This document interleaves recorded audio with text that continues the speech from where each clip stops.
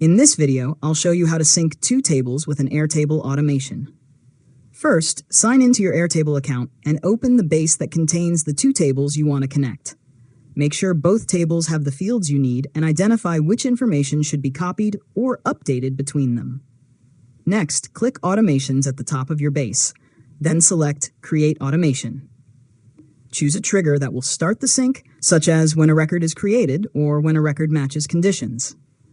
Select the first table as the source and test the trigger to confirm Airtable detects the correct record.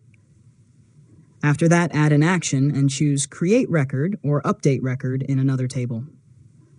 Select the destination table and map the fields from the original record to the matching fields in the second table. Review the field connections carefully to make sure the right information is being transferred. Now test the automation using a sample record. Check the second table to confirm the new record was created or updated correctly. If anything is missing, adjust the field mapping and run the test again until the sync works as expected. Finally, turn the automation on to activate it. Airtable will now automatically keep your two tables connected whenever the trigger conditions are met. You can return to the automation section anytime to edit, pause, or monitor the workflow. And that's it.